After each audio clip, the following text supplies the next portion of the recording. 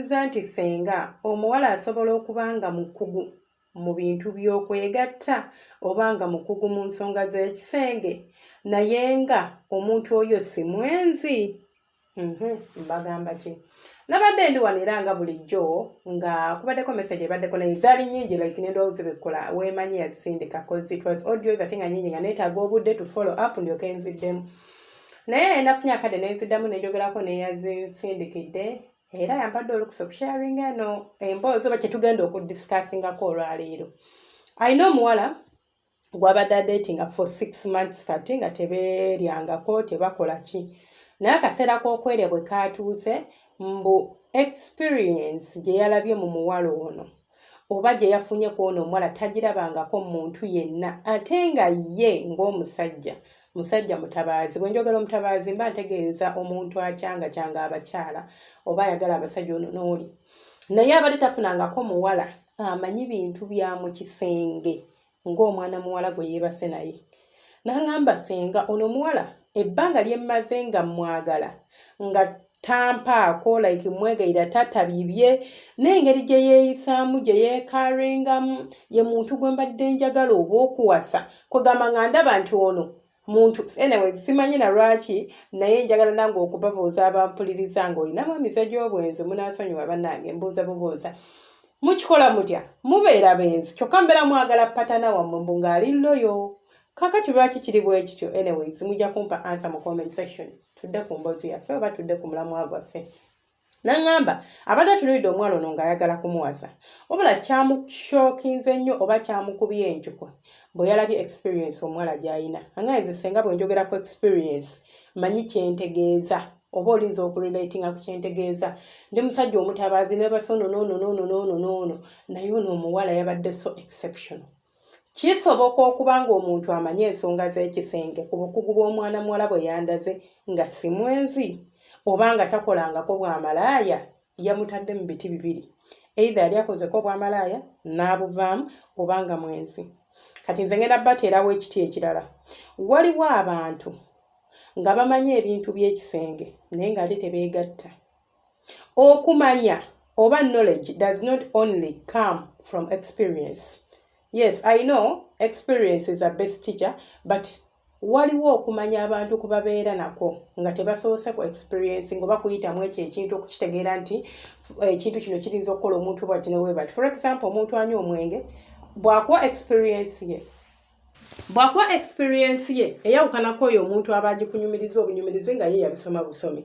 Naye ate omuntu asomye oba nga alina knowledge about something through research through okulaba abalala I don't know asobola nayo okuwa experience n'olowooza yali akiyiseemu noga ekintu okinnyonnyodde nga bwe kibeera gy'oli okimanyi wali okikozeeko nga takikolangako. So tukigatte ku list. Kituufu omuntu asobola okuba nga mukugu mu nsonga z'okwegatta nga mukugu mu kitanda nga bw'akwatira ku musajja omusajja taddamu kulowooza mukazi mulala yenna kubanga olaba ekizibu ekiri mu nsonga z'okwegatta. Kyovola nze I advise abantu bw'oba olina mukyalawo oba olina musajjawo nga mukwatagana ng'omwagala si kirungi kutagala eno n'eno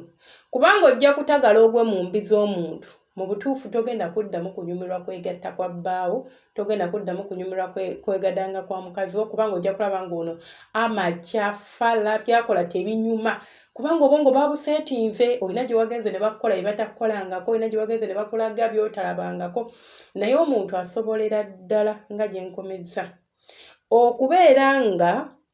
alina experience but ng'ekintu kyo teyakiyitamu oba ng'amanyi alina obumanyirivu I won't call it experience ng'alina obumanyirivu mu kintu ng'asobola n'okikola n'okusinga abo bakirinamu experience. Muntegeera bulungi?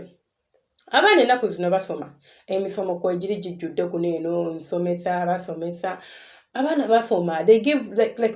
they invest time mu bintu by'omu kisenge n'agenda ku Google only not YouTube. Kyonna kyoyagala okumanya nsobola ogenda ku Google n'okiraba n'okisearchinga n'okifuna.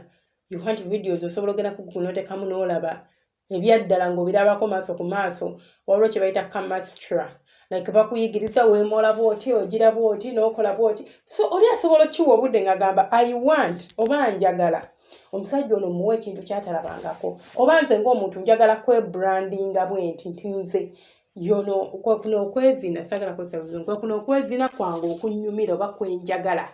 sagala bino bibbowa simanya biki mwana mulazi yangambye omuwala yangambye njagala ompa akadde njagala kubeera mu control naye sazeemu kuyo yamubeerako nga mpulira njagala yaba kivuga nga ndaba byakola nze sibirabangako obumanyirivu bwalina nange atabadde olaba naye atabadde yagaye nange ntabadde naye sibuyina it depends n'ekirala okwezina kyenyiza okubagamba mwabali eyo nga mulina ekibuzo kyekimu ng'ono nti kisinziira ku muntu engeri gy'omwagalamu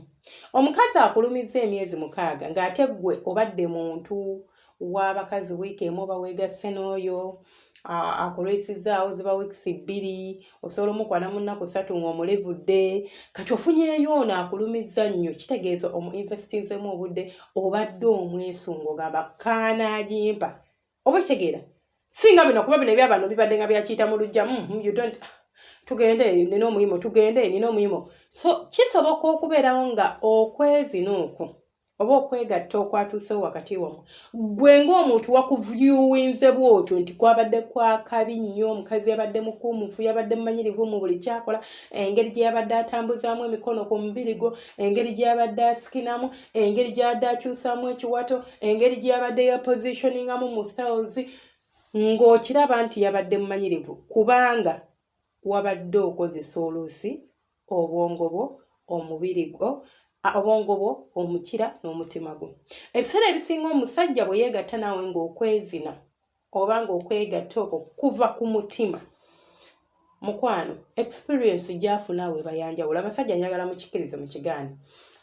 ensonga zammwe z'okwegatta teziyingira mu mutima kyova olaba omusajja asobola okwegatta naawe naye nga takwagala neyegatta n'oli naye nga tamwagala kubanga ye tebiyingiramu ebyo ye muyimo gwo kasaguba nga gumuluma ajja kukubira gambe saala oli wakakati madinyala mpaako biki ajje mwezina kuweyo 2 ayawukane naawe aleme nakuddamu kuloboozaako biwedde naye kasita involving omutima afuna experience ey'enjawulo so kisoboka okuba nga si nti n'oyo yabadde mukugu nnyo wabula nga wabadde omwesunga ebbanga ly'omaze ng'ogenda naye oluusi obadde omusembeza ku mutima so ne kituukawo mu mbeera eyo n'okivyuwenga bw'otyo sijja kugamba nti mwenzi although ebiseera ebisinga bagamba nti omukazi omukugu ennyo mu kwezina bw'aba yatabala dda but nze nkimanyi nti kisoboka omuntu okubeera ng'alina obumanyirivu naye nga tetabikolangako nga bw'atuulawo n'akuwa theory n'agamba kola bwoti mu butuufu kikukaluubiriza okukkiriza nti byasomesa oba byakulagiza oba byakugambye abadde tabikolangako okitegeera andi waliwo abantu nga ye alina kye bayita photographic memory kyasobola okulaba akatambi n'akolera ddala kyeyalabye mu katambi simanyi mumpulira andi obutambi buno babulaba obwakinaakuuka zino firimu ziba scripted it's movies kyobola baziyita movies kubanga firimu bazirehasinga so omuntu okukipracticinga nga yakirabye wali ye n'akikopa mu bwongo bwe n'akikuteerawo ku mmeeza ng'akikolanga bwe kyabadde wali obanga ali mu kuzina omuzannyi wa kinaakuuka kubanga bali bastar bali bazannyi tebibamulavu bazannyi naye ateekawo emotions ezitaliiwo akulaga nti engalo ziisa omusajja bwoti simanyi oba munfuna so ekyo kisobokera ddala so omuntu atera abasajja namu muntabula bannange muntabulera sikitegeezako ddala bw'ofuna fala nti ate bannange ono fala wabula abakyala kano ngenda kaba wabuwe mukategeere omusajja oba gwe omulundi ogusooka nabagamba muwe byonna yaba yeesalirawo gojjayo gonna ag'omubuto mulekere maaka kati olaba ono bamufunziza ali awo mukattu kati ate nze what I think nze nganze nti oluusi mu abasajja abamu ebeera ddinaayo kati walabye nga she's too good in bed mulungi nnyo mu bintu by'okwezina ate abasajja temwagala kintu kibe kubeera ng'obwongo bwo kati nga nti oli mutabaazi nti oyendako nonooli toyibadde na kigendererwa kimuwasa olaba nti agenda kukulookingira wansi awo agenda kukuziba obwongo nti ne bonoddayo neweegatta n'oli tebigenda kunyumira ate temwagala mukazi kufuga nti aba agenda kufuga sigamba kufuga kukomandinga wabula kufuga mu bwongo bwo she's going to own you ate gwe kyotayagala kati oluusi kyova olaba otandika okucreatingawo oba mwenzi alabika nedda senga tekisoboka alabika ono omukazi malaaya oba yabeerako nga malaaya nga malaya nga lwaki abakulumya okumala emyezi 6 we yalaboza bayeebuyemma naye akuwa buwi n'omuwa akasente n'asikamu. Anyways, byebyo ebyange temwerabira kusubscribinga. Girl child wobale kukiikirira nsonga ezo wobale butatuswaza mubeere bulungi.